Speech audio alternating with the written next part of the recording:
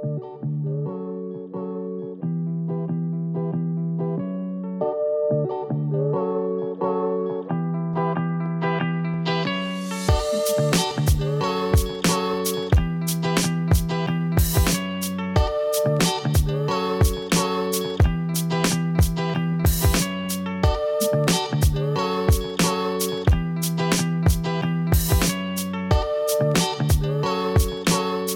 everyone, my name is KryptoCal, and welcome to the next episode of All the Mods 9. In between episodes, we have been doing a couple of small things here and there that are just kind of some small side projects that aren't really consequential to the actual progression towards the star, but we just thought it would be really cool to kind of take a look at. First off, I went ahead and designed and built up all three of the large towers on all sides. I have started on this tower here, working on a little bit of extra design with some of the limestone, and I'm actually really liking how this is coming out, but I'll be working on that a little bit more in between episodes. The next thing I did here was I had all of my armor here. I realized that all of them had empty gem slots that really weren't being used at all. And the cool thing is we had a bunch of gems in here that were of varying qualities, but I was wanting to make sure they were the best quality I could before I put them inside of my armor.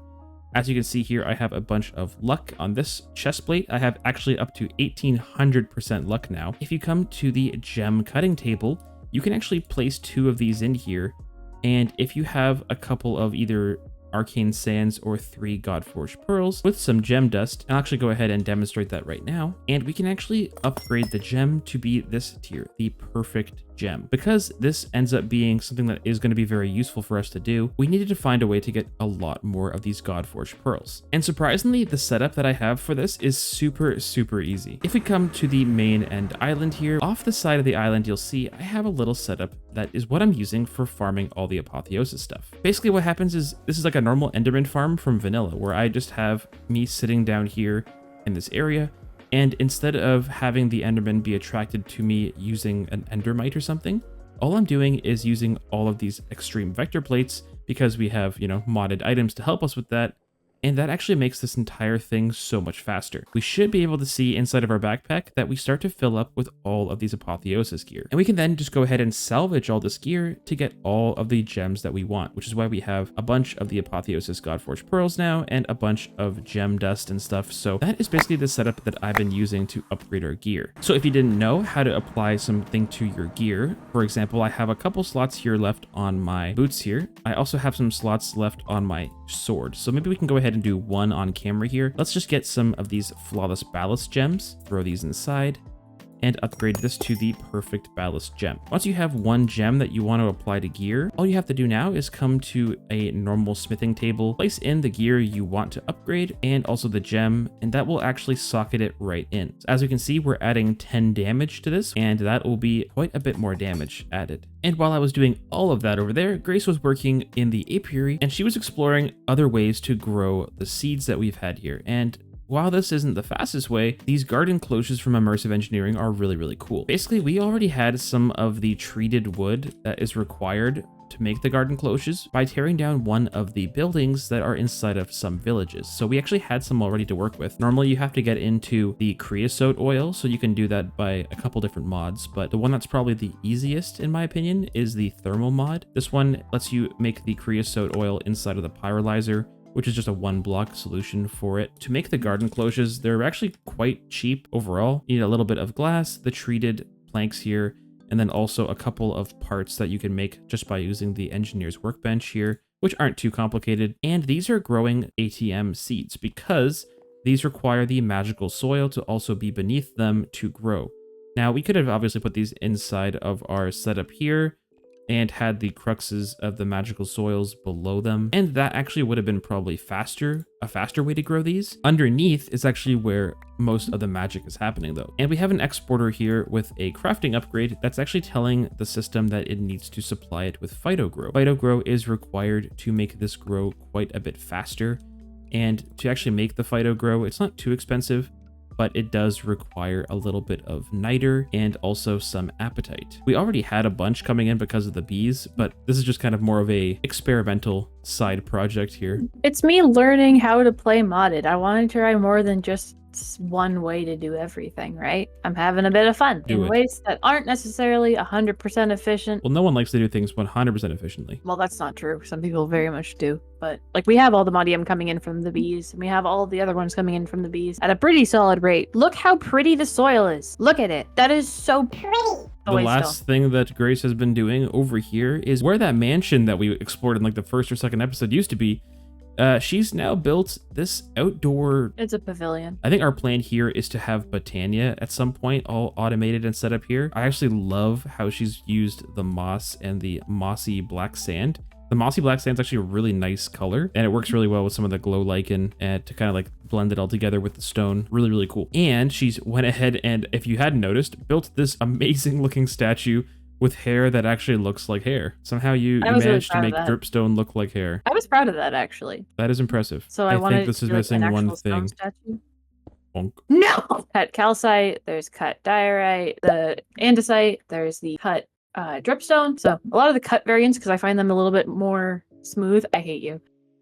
So the plan for today's episode is we're going to dive further into Mekanism. Now it kind of basically turns into various degrees of ore processing, and eventually going to be working our way up to get the fission reactor to eventually get the antimatter pellets. That is kind of the end goal of Mekanism, at least to complete the star. But what we're going to be doing today, I think, is going to get into some ore processing. And there's various degrees of ore processing you can go with. For example, if you don't want to do anything super crazy, you could just put 3 raw iron into an enrichment chamber, which is just one machine, and it'll give you 4 iron dust out. But you can basically make this setup more and more complicated, and the result of that is you're going to be getting more and more return from your raw materials. Once you get to the very end of Mekanism ore processing, you have what is the chemical dissolution chamber, which turns 3 raw iron into a bunch of this iron slurry. Once you go down all the chains, this effectively works out to about 3.3 times ore processing, because you end up turning, I think it is 3 raw iron into 10 ingots at the very end of it all. So this is actually going to be quite a bit more complicated, but I think just for the experimentation and the learning process, I think it'll be fun for us to actually get Mekanism set up with its maximum capacity or processing. But it is going to be challenging. So are you ready? You put your smart pants on? Well, I guess I have to put the pants on. So there's a lot of things that we're going to need, and these machines aren't even everything. So for example, we were going to have to come in here and we're going to have to take a look and see, oh, we need to get some sulfuric acid. I have a sink. Congrats. So to make the sulfuric acid, then we have to go and make a chemical infuser, which will also pin in our recipes here, which needs sulfur trioxide and water vapor. Now, water vapor, I think, is just used or just made by putting water into a rotary condensator. And then the sulfur trioxide is made once again in another chemical infuser. It requires oxygen and the sulfur dioxide. And finally, sulfur dioxide is made in a chemical oxidizer by using some of our sulfur dust. Now, we have a ton of sulfur dust, so that's going to be, I think, not a problem, at least for now. But that is going to be our first stage of the setup. The first machine that we're going to be using is the chemical dissolution chamber. So I'm going to put this down. We're going to want to take all the items out of here and pump them right into the dissolution. There's a good chance we're going to have to get more than one chemical dissolution chamber to keep up with the rates, but we'll have to see. The dissolution chamber output is actually in the form of a fluid, I believe, the slurry. So it has its own separate tab for slurries. So our output for the slurries is going to be to the right, and then that's going to go right into a chemical washer. Now, this is where the complicated part gets in, is because we have to first get now the sulfuric acid into this first machine. It might have actually been a good idea, now that I think about it, to give this a little bit of space underneath here. Chemical oxidizer, you put this in and it makes sulfur dioxide. And then once you have sulfur dioxide, you mix that with oxygen to get sulfur trioxide. Taking a lap? Yeah. Now, because these basically are, one of these is the output that goes into the other one's input, we can hopefully have them side by side like this and make this work. And then we'll have the chemical oxidizer here right beside, just like this. We're going to want to have basically an exporter from refined storage underneath. We have sulfur now coming into the oxidizer, which is good. Let's just give it power for now so we can start producing. Okay, so it's sending sulfur dioxide into the first infuser here. We're going to have to upgrade our machines later. But anyway, that should be good. Now that we have this, we have to have oxygen coming into the other side. And to get oxygen, we have to get something called the electrolytic separator, which we actually have one of already. This is what we're actually going to use to pump water in, and it's going to split it into hydrogen and oxygen. This has to send the oxygen into the machine right in front of it. So I'm just trying to keep this pretty compact back here. One thing we don't have is we don't have access to water through our refined storage, I don't think. I have a sink. And I'll craft up one external storage. If I slap on an external storage onto our sink, set this to fluids, give it a high priority, then this basically is an infinite water source that our refined storage can use to send to different places. So instead of having to pipe in water from a sink directly, we can just send it using refined storage. Exporter out the bottom of this, and we're going to have this export what is going to be fluids.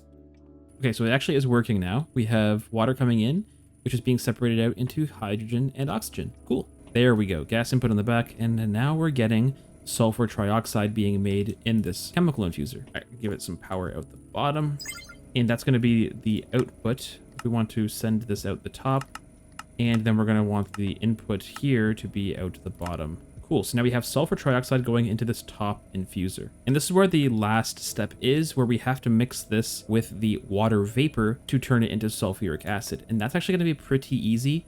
All we have to do is run water into a condensator. Oh, I wear the whoopee cushion. It is a badge of honor.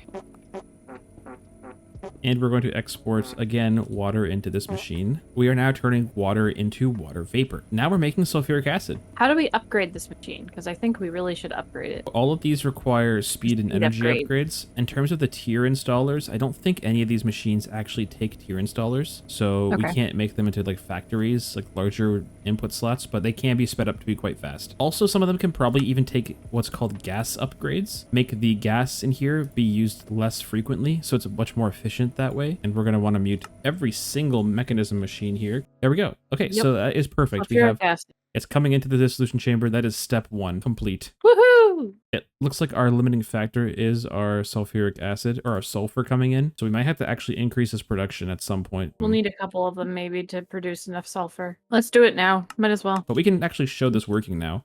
We can grab a little bit of ore out, and let's just put this inside. Oh, it's full. And it's full. So we're going to do 3 dissolution chambers just like this. Get some of our interfaces and throw in our logic cables. So out of our chemical infuser up top here, we're going to want to run some of the pressurized tubes. So we can run these to supply all of these machines with sulfuric acid. All the items should now pump out the front once they're through the dissolution chamber, which is, I think, going to work. Now we have to send all of the stuff from here into the ore washers. Just water and the slurry. So all we have to do is just hook up refined storage to it, and that should be fine. All right, so these machines are effectively all working just fine. Now all we have to do is attach an exporter to all of these, and this is where we're going to want us just export our water. There we go. So we're actually getting the clean iron slurry already in here. This has to go into chemical crystallizers to then turn the slurry into the crystals. Hey, it's working. Cool. I love when the sound just turns on. I'm like, yes, that's correct. So here, I think, is where we're going to use laser IO. I'm just kind of winging this. I have no setup plan for this. I think what we're going to do is just use some lasers to send power and pull items at the same time. So let's hook all of our laser nodes together. All right, so we have a point on the back here, and then we have to set an energy card to extract. That should be fast enough. Okay, so that's going to be providing power now out the bottom to all of our machines. So now we have to set an item extract on these. The next stage in this process is what? The chemical injection chamber has to then inject this with the hydrogen chloride. We have to use a chemical infuser to get hydrogen and chlorine together.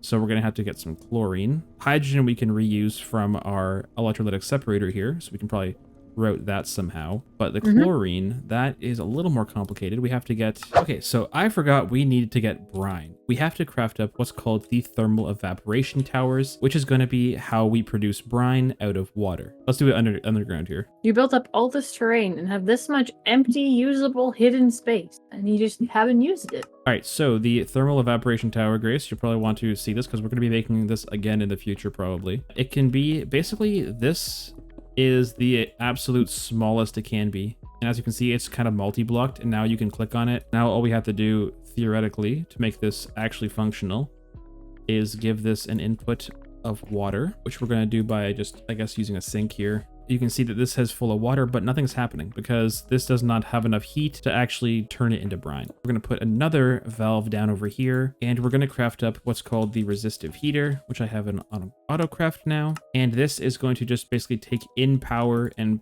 pump out heat. Perfect. And that is the whole setup. And now we have brine coming in. I see that. So this is a pretty small setup.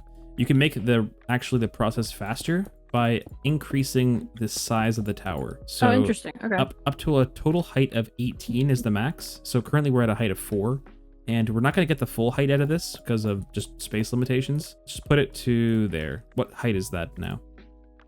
12. Okay, so 12 is, I guess, kind of our max, which is fine. That's going to be fast enough, I think, for what we're going to need. But you can see that the rate is actually still pretty low. Like the production is only like 1 point. It's going down now because it's so large. Yeah, and that's really slow. The temperature is going down too. Yeah, so here's where the resistive heater comes in. If you right click on the resistive heater, you see where it says usage, like the power usage there? Yep.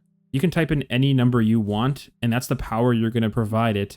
And the more power you provide this thing, the hotter it'll get. So you can type in like 2000, hit the little check mark there, and that temperature is going to skyrocket. Oh, wow. Yeah, I did it. So now the production of this is going quite a bit higher. We just need to basically store this brine somehow, and then we're going to have that go right into a fluid drawer like that, and then the fluid drawer can just hook onto the side. I'm going to pipe this directly in, grab one more external storage. So let's go and upgrade this machine there. We could probably even use the diamond upgrades here.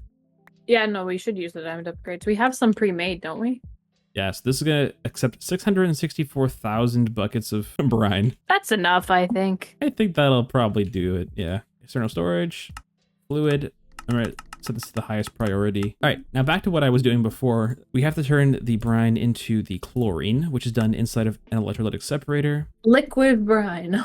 Yay! Our limiting factor is actually going to be our exporter with brine. I'm going to make a faster exporter. I can make a ultra exporter, which will by default be quite substantially faster. We have to send in the chlorine into, I think it's a chemical infuser, to also be combined with hydrogen. So we have to grab hydrogen out of our separator, take our chemical infuser, place it down right there. We have hydrogen on one side. Look at that, hydrogen chloride being made. Okay, we got there eventually. We're actually getting to the part of the quest that we can unlock next. All right, we have 3 chemical injection chambers, and there go all of our quests. There they go. Woohoo! Now all we have to do is make sure that we can put... It's processing. It's processing. It did it. We need the purification chamber. But the purification chamber, it also... Wait, it uses oxygen. And meanwhile, I'll give this to gas upgrades, so hopefully we should start seeing our hydrogen chloride go up quite a bit now. That's the wrong machine. I didn't mean it to be that one. I wanted it to be electrolytic separator. Ta-da! Oxygen. Theoretically, we could have this 1 block lower. We're going to use these gas pipes here because these actually won't connect in, or they don't have a buffer, I should say. So the purification chambers, I believe, can be turned into factories now. Oh, so can the chemical injection chambers, I think. Aha, look at that. And there we go. So now if we have item cards, I hear that. It's a good noise. And then we need the enrichment chamber after that to process it all. We are going to run out of space here. I'm almost at my height limit. I hope everyone has somewhat followed along with the process. This is, again, like I was saying, this is a setup that you can kind of make as big as you want. And the larger and more space you try and work within, the easier it actually becomes. But because I'm trying to fit this into a pretty small space just for fun, and I'm going to be designing something aesthetic around this, I really tried to keep this as compact as possible. So that's going to be this, auto insert input from the left and output to the right. And then the ender chest is there. And the ender chest can just be there. I think that's it. That's actually Welcome to Mechanism. That's so small. I think that's actually impressively small. Well, anyway. I have to say, this out here in the front is kind of unfortunate. This is where I can actually probably, instead of having to use more lasers, I can use a little bit of the universal pipe like I was talking about. And I can probably just set this here.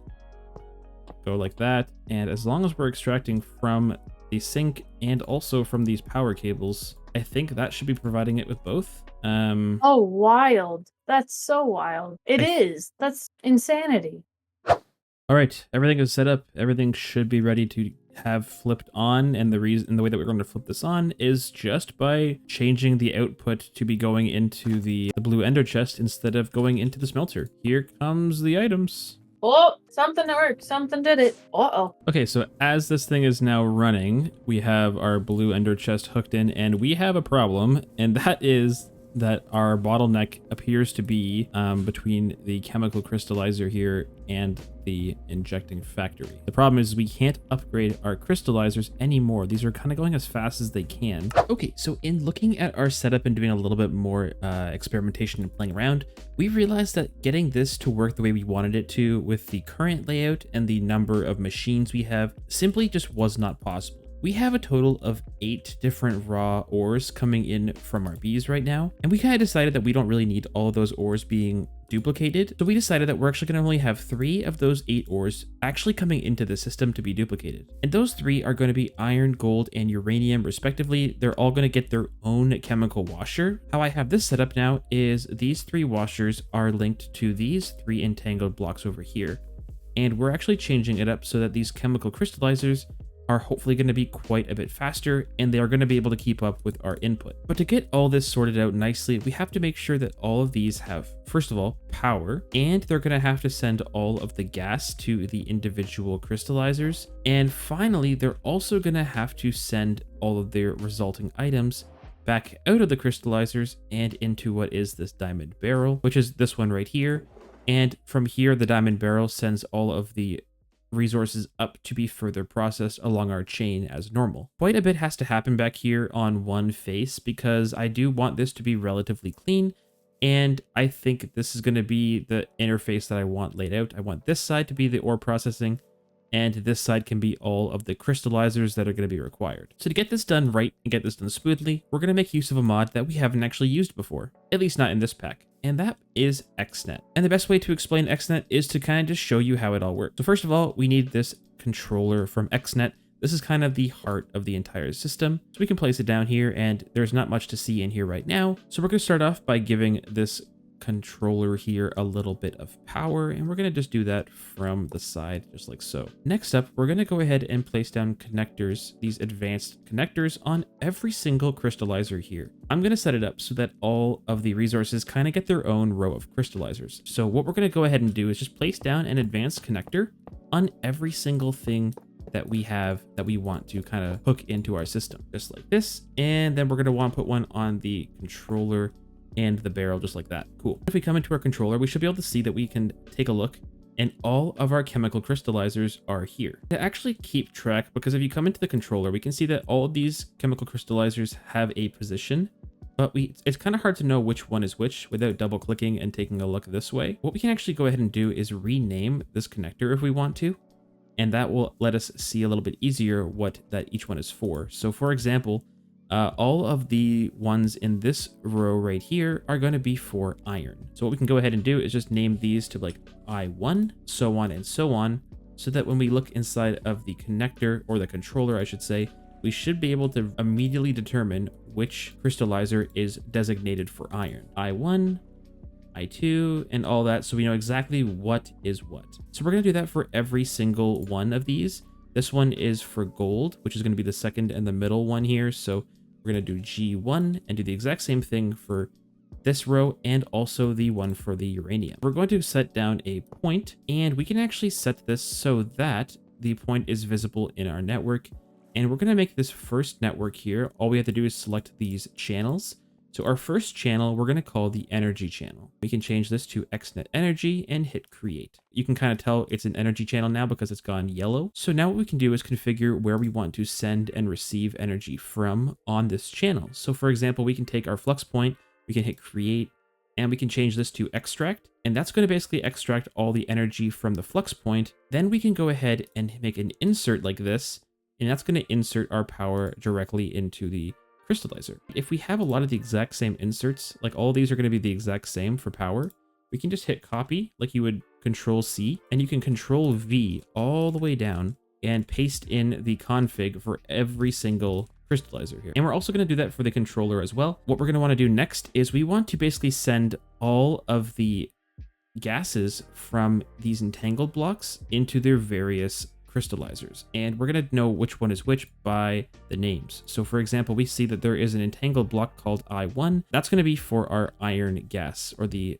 slurry. So what we're going to do is just go to Mechanism Chemical, and we're going to just go ahead here and say we want to extract from our connector I1, and we can change this configuration right here. I think what we're going to want this to be is on slurry, because that's exactly what is going to be in here, is the dirty slurries, and we're going to send this into all of the I connectors. Yeah, so all of it is inside of our crystallizers, which is fantastic. Distribution mode, I think by default that does round robin, and we're going to do the exact same thing for all the other slurry. We're going to do it for the gold and also for the uranium. Okay, so all of our configuration has been finished here, so all of our slurries are taken care of for when they start coming in. Finally, we have to basically send all of the items out of these crystallizers and right back into this diamond barrel, which they'll be sent over here to be further processed. To do this, we have to make sure that all of our items are also set to go out the back, which they are. And basically we want to extract every single item out of all of these connectors. So now we have to send all of these items that are being extracted into the entangled block here, which if we double click here is this diamond barrel. So we're going to go ahead and just set this to be the insert. And hopefully that sent, yeah, it did. All the iron crystals have gone over and are now being processed by the rest of our system. Oh, this is all going very complicated, very fast. All right, so let's test this out now. Let's go ahead and put in some iron, gold, and uranium just to see if this whole system works as I expected to. So the iron goes in the first slot, this gold goes in the second, and uranium goes in the third. This whole thing is just so complicated now. Like, I kept up with this. I kept up here. I got a little lost with this. But with all that being said, I think that is where we're going to call it for this episode. It's been an absolute jam-packed one, full of automation, headaches, head scratching, and all of that sort. But it was a ton of fun, and I hope you all had fun as well. So thank you very much for watching, everybody. I really hope you did enjoy. If you did enjoy, feel free to leave a like, comment, and subscribe to the channel. Also, if you haven't already, be sure to join the Discord. The link is in the description down below. There are servers that you can join, and it's a fun community that all like to play all the mods 9 on the Skyblock. Is that what it is? I think that's what it is. But that's it for me, everybody. I hope you all have a good one, and we'll catch you in the next episode. Bye!